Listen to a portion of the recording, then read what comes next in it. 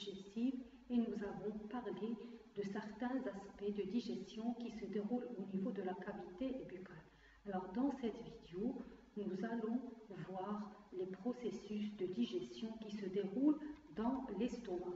Alors l'estomac, c'est la portion du tube digestif en forme de poche.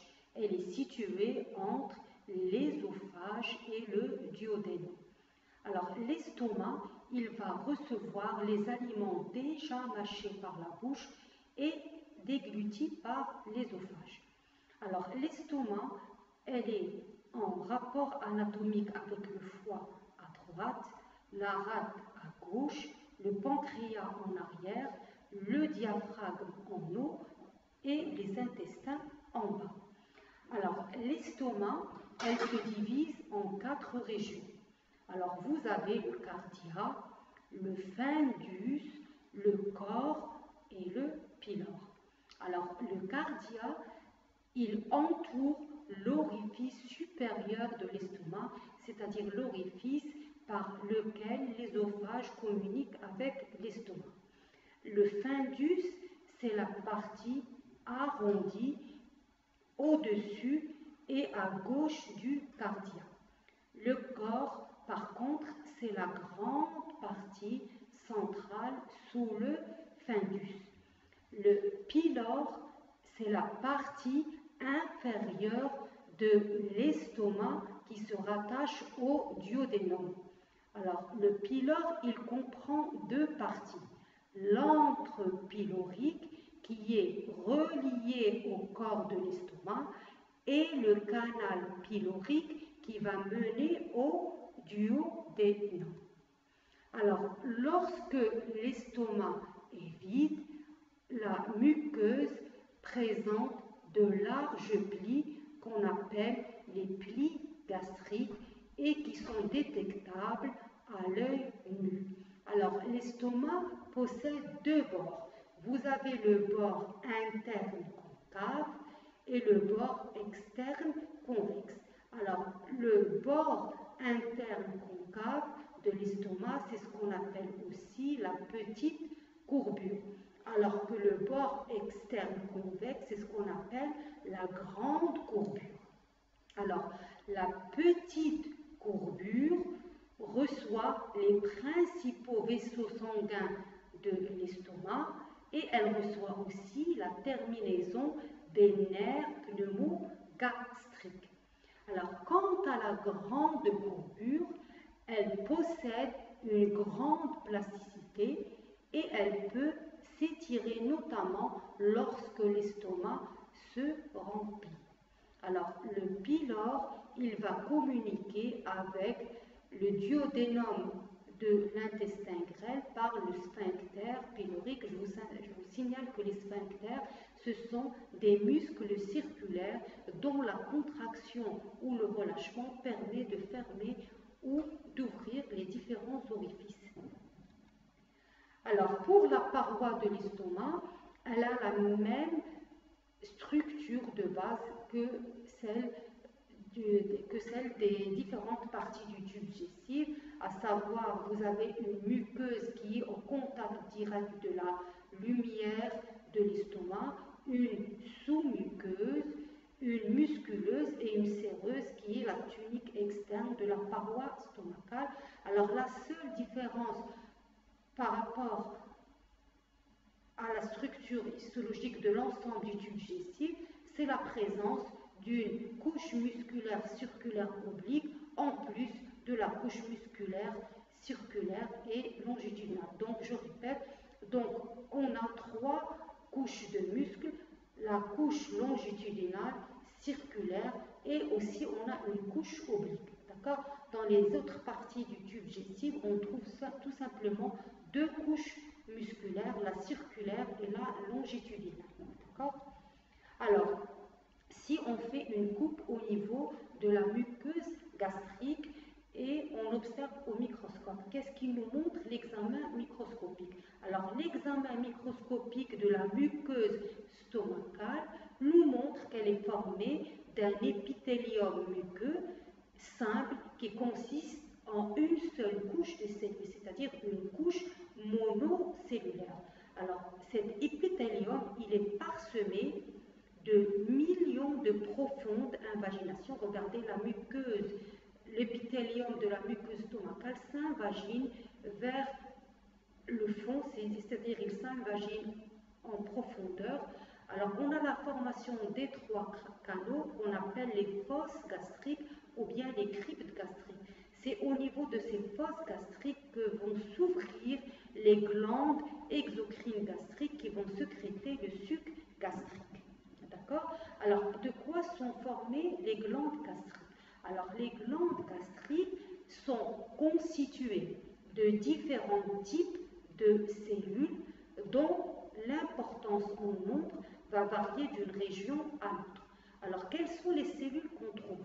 On trouve essentiellement les cellules à mucus du collet, donc les cellules à mucus du collet, les cellules pariétales représentées ici en rose, les cellules pariétales qu'on appelle aussi les cellules bordantes, les cellules principales représentées ici en violet, donc les cellules principales ou les cellules peptiques, et vous avez les cellules endocrines qui vont sécréter différentes hormones.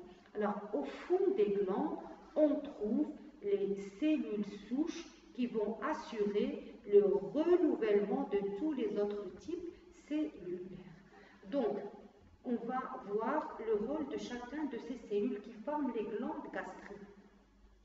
Les cellules à mucus du collet, leur rôle, c'est la production d'un mucus alcalin à l'entrée des cryptes. Donc, c'est pourquoi on les appelle les cellules muqueuses du col, parce qu'elles se trouvent à l'entrée des cryptes. Donc, elles vont sécréter un mucus alcalin. Alors, les cellules principales représentées ici en rose, ou bien les cellules peptiques, ils vont sécréter le précurseur de la principale enzyme gastrique, le pepsinogène. Le pepsinogène, c'est la forme inactive de la pepsine, qui est une enzyme protéolytique. Alors, le pepsinogène va être transformé en pepsine au niveau de la lumière gastrique sous l'action de l'acide chlorhydrique qui est sécrété par les cellules pariétales. Alors, les cellules principales sécrètent la pepsine, mais ils peuvent sécréter aussi une enzyme d'importance moindre qu'on appelle la lipase gastrique. La lipase gastrique, d'accord? Alors, maintenant, quel est le rôle des cellules pariétales ou bien bordantes? Les cellules pariétales, elles sont représentées ici en orange. Elles sécrètent l'acide chlorhydrique en grande quantité et aussi une part importante de l'eau et des électrolytes du suc gastrique. D'accord? Alors, chez l'homme, les cellules pariétales ou bordantes vont sécréter une glycoprotéine qu'on appelle le facteur intrinsèque. Alors, c'est quoi le rôle du facteur intrinsèque? Le facteur intrinsèque, il est nécessaire à l'absorption de la vitamine B12. Vous savez que la vitamine B12, elle est nécessaire à la formation des globules rouges. Alors, l'incapacité d'élaborer le facteur intrinsèque, par exemple, suite à une atrophie de la muqueuse gastrique, va entraîner un type d'anémie qu'on appelle l'anémie pernicieuse ou l'anémie de Bilber. Donc, les cellules pariétales, elles sécrètent l'acide chlorhydrique, une part importante de l'eau et des électrolytes, et chez l'homme, elles vont sécréter le facteur intrinsèque qui joue un rôle très important dans l'absorption de la vitamine B12. Et enfin, on a des cellules endocrines, représentées ici en bleu, qui sont situées en profondeur et qui vont libérer vers le chorion différentes hormones, notamment la gastrine, la sérotonine, l'histamine et la somatostatine. Donc, l'ensemble des sécrétions des cellules pariétales, principales et à mucus, l'ensemble de ces sécrétions, c'est ce qu'on appelle le suc gastrique, qui est bien sûr déversé dans la cavité stomacale ou bien dans la lumière de l'estomac. Alors, l'estomac produit de 2 à 3 litres de suc gastrique par jour. jour, c'est quand même une quantité qui est importante. D'accord? Donc, on a ici un schéma qui va récapituler la structure histologique de l'estomac et les sécrétions des cellules des glandes gastriques. Alors, on a ici l'ouverture des cryptes, d'accord? Donc, chaque ouverture correspond à l'entrée d'une crypte, gastrique ou bien les fosses gastriques. Alors, vous voyez, l'épithélium de la muqueuse gastrique s'invagine en profondeur et va former des fosses gastriques ou bien des cryptes gastriques au niveau desquelles s'ouvrent les glandes exocrines gastriques. Alors, ces glandes qui sécrètent le suc gastrique, qui sont formées, comme je vous ai dit, de différents types de cellules. Alors, vous avez à l'entrée des cryptes les cellules à muqueuse qui sécrètent du mucus. Alors, le mucus, il va lubrifier et protéger les cellules de la paroi stomacale. Alors, en rose, vous avez les cellules principales ou peptiques qui vont sécréter la forme inactive de la pepsine, le pepsinogène. Alors, après, d'accord, en jaune, vous avez les cellules pariétales qui sécrètent l'acide chlorhydrique. D'accord? Donc, ici, on a un grossissement de cette partie des fosses gastriques. Donc, vous voyez en rose, vous avez les cellules principales ou peptiques qui sécrètent le pepsinogène. Et en jaune, vous avez les cellules pariétales qui vont sécréter l'acide chlorhydrique, une part de l'eau et des électrolytes du suc gastrique et le facteur intrinsèque. Donc, le pepsinogène et l'acide chlorhydrique sont sécrétés dans la cavité gastrique. Sous l'action de l'acide chlorhydrique, une partie du pepsinogène inactif va être transformée en pepsine active. D'accord? Alors, maintenant, d'accord, de point de vue de la motricité, on peut diviser l'estomac en deux parties. Alors, vous avez un premier tiers antérieur qui constitue l'estomac proximal. Dans proximal, vous avez pro, c'est-à-dire proche, d'accord, de l'ésophage, et qui va servir à recevoir la nourriture. Donc, on a un premier tiers antérieur, l'estomac proximal, qui sert à recevoir la nourriture. Les deux tiers qui restent constituent l'estomac distal, c'est-à-dire distant, c'est-à-dire loin de l'ésophage. C'est là où va s'effectuer l'essentiel du malaxage, c'est-à-dire du mélange des aliments avec le suc gastrique. Alors, concernant la motricité de la paroi stomacale, les mouvements sont dus à trois couches de muscles lisses, les muscles lisses circulaires, longitudinaux et obliques. Alors, quel est le rôle de l'estomac proximal? L'estomac proximal sert avant tout à recevoir et à stocker la nourriture ingérée. C'est également au niveau de cet estomac proximal que va être sécrété l'essentiel du suc gastrique. Alors, il faut bien noter que dans cette zone de l'estomac, il n'y a pas de mouvement musculaire important, parce que dans cette région, le brassage du bol alimentaire est minime. Donc, l'estomac proximal est seulement le siège de variations lentes de tonus qui vont intervenir dans la réception de la nourriture et dans son mouvement vers la partie distale. D'accord? Alors, le rôle de l'estomac distal a sa propre zone d'excitation. Cet estomac, il est le siège d'ondes de mélange qui sont des mouvements péristaltiques qui vont se propager le long de l'estomac à une fréquence de 15 à 25 secondes, quelques minutes après l'entrée des aliments. Donc, les ondes péristaltiques, ils vont expulser une petite partie du contenu luminal dans le duodénum. Donc, ici, vous avez la première onde péristaltique représentée par cet étranglement. Une partie du contenu stomacal va être dirigée vers le duodénum. Après 25 secondes, on a un deuxième étranglement qui représente une deuxième onde péristaltique et encore une autre partie du contenu luminal gastrique va être dirigée vers le duodénum. Et ici, on a un troisième étranglement qui correspond à la troisième onde péristaltique qui va encore pousser une partie du contenu gastrique vers le duodénum et ainsi de suite jusqu'à ce que tout le contenu gastrique soit envoyé vers le duodénum. D'accord? Donc on a ici encore, d'accord, le rôle de l'estomac proximal, distal, pardon. Vous avez ici en rouge des flèches rouges. Là, ce sont les contractions qui vont débuter dans le corps de l'estomac. Alors, la portion liquide du contenu gastrique va être propulsée vers la région pylorique, c'est ce qui est indiqué par les flèches bleues.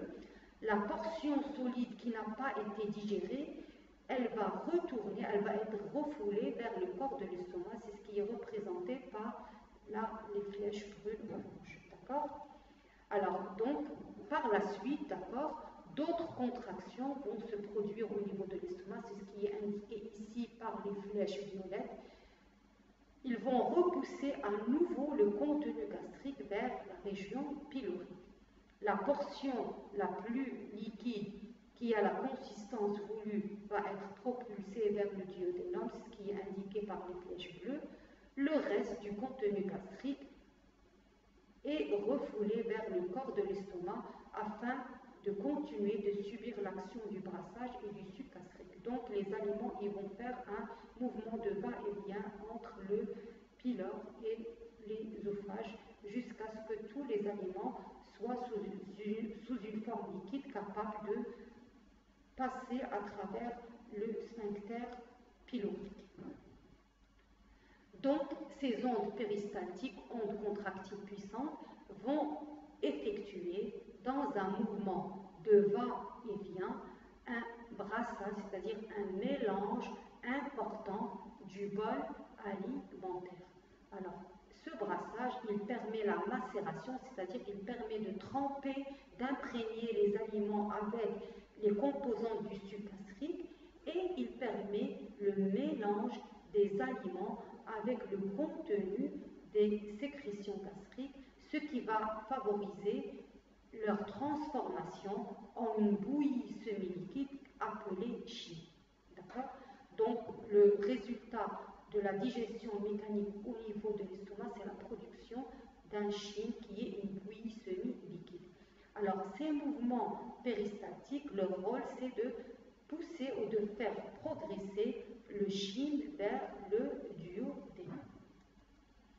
Alors maintenant, on va parler de la digestion chimique. La digestion chimique au niveau de l'estomac se fait par l'intermédiaire de l'acide chlorhydrique et par l'intermédiaire des enzymes. Alors, je vous ai dit que l'acide chlorhydrique, il est sécrété par les cellules pariétales ou bien bordantes. Alors, comment se fait la production de l'acide chlorhydrique par la cellule pariétale? Alors, ici, vous avez la cellule pariétale. Là, vous avez d'accord le côté sanguin, ici, vous avez la lumière de l'estomac. Donc, pour produire de l'acide chlorhydrique, la cellule, grâce à une enzyme, l'anhydrase carbonique, va élaborer de l'acide carbonique, c'est-à-dire du H2CO3, à partir du CO2 et de l'eau. Alors, l'acide carbonique va être dissocié en ion bicarbonate ACO3- et en ion H+. Alors, les ions H+, ils vont être pompés en dehors de la cellule pariétale vers la lumière de l'estomac au niveau de son pôle apical par une pompe hydrogène ATPase et ils vont être échangés contre des ions K+. D'accord? Alors, pour chaque ion H+, qui est excrété au pôle apical de la cellule pariétale, un ion ACO3- est excrété du côté basal vers le sang pour préserver l'électroneutralité de la cellule. D'accord? Donc, là, on a un ion ACO3- excrété du côté basal vers le sang, d'accord? Ce qui est à l'origine de la vague alcaline postprandiale, c'est-à-dire de l'augmentation du pH. Donc après chaque repas, on a une augmentation du pH, c'est ce qu'on appelle la vague alcaline postprandiale, qui est due à l'excrétion des ions ACO3- au niveau du sang. D'accord? Alors, notons que l'ion ACO3- va être échangé contre un ion Cl- par un antitransporteur anionique. D'accord? On a un antitransporteur anionique.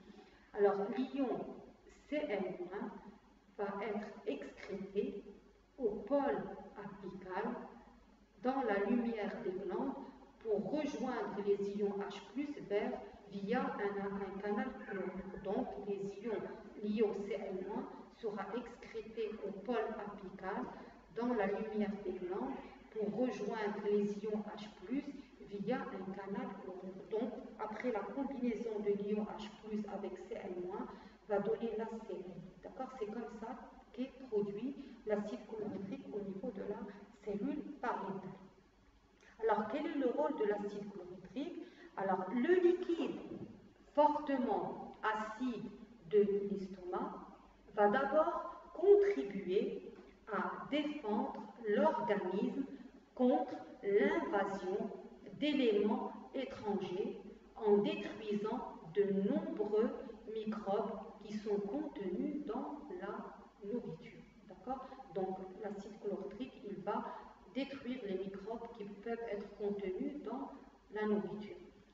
Un autre rôle de l'acide chlorhydrique, c'est qu'il va dénaturer partiellement les protéines présentes dans la nourriture et il va stimuler la sécrétion d'hormones, notamment la secrétine, qui est une hormone qui va favoriser la sécrétion de la bile et du sucre pancréatique.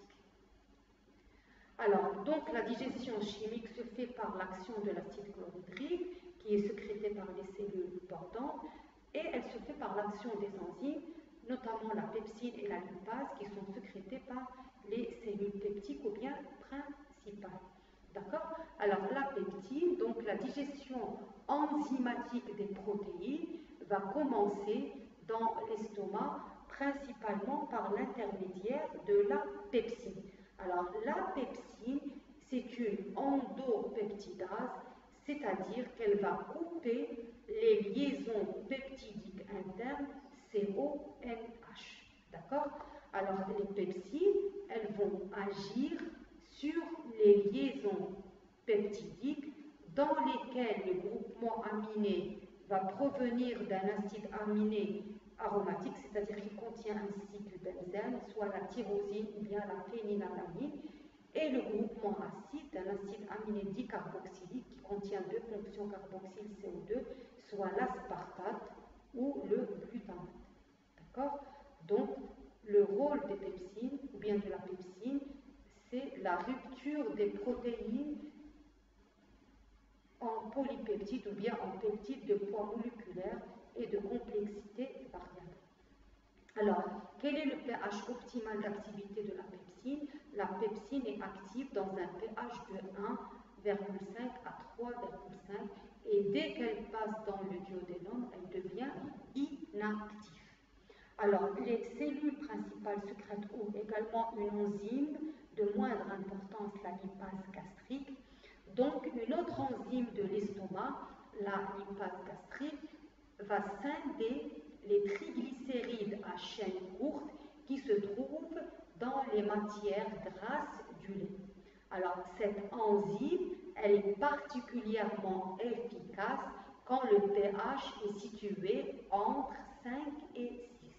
Donc, on peut ici comprendre que chez les adultes, son rôle est restreint parce que le pH il est inférieur à 4 au niveau de la cavité stomacale chez les adultes. Alors, son activité elle est plus importante chez les nourrissons où l'activité des cellules pariétales est faible et de ce fait le pH est élevé et il va favoriser l'action de la lipase gastrique. Donc son rôle il est surtout important chez le nourrisson. Par contre, chez les adultes, la digestion des graisses chez ces derniers, elle repose presque entièrement sur la lipase glycale et pancréatique. D'accord? Donc, comment les cellules de l'estomac vont être protégées de l'action digestive de l'acide ou de la pepsine. Alors, les cellules de l'estomac sont protégées de l'action digestive de l'acide ou de la pepsine par une couche de mucus alcalin qui recouvre la muqueuse et qui va l'isoler des sucs gastriques en formant une barrière de 1 à 3 mm d'épaisseur. Alors, le mucus, en effet, il possède un pouvoir tampon considérable qui neutralise l'acide chlorhydrique venu à son contact. De plus, il va inactiver la pepsine en l'absorbant, c'est-à-dire en la fixant à sa surface. Donc là, on a un tableau qui va résumer le bilan de la digestion dans l'estomac. Donc au niveau de l'estomac, on a une digestion mécanique et une digestion chimique. La digestion mécanique, elle permet de transformer le bol alimentaire en chine, d'où la réduction des aliments en bouillie liquide ou bien semi-liquide. La digestion chimique, elle se fait par la lipase gastrique, la pepsine et l'acide chlorhydrique. Alors, le rôle de la lipase gastrique, il permet de fragmenter les triglycérides à courte chaîne en acides gras et en monoglycérides. La pepsine, elle permet de transformer les protéines en plus petits polypeptides. L'acide chlorhydrique, il permet de briser les membranes cytoplasmiques, de dénaturer les protéines et d'activer le pepsinogène en pepsine.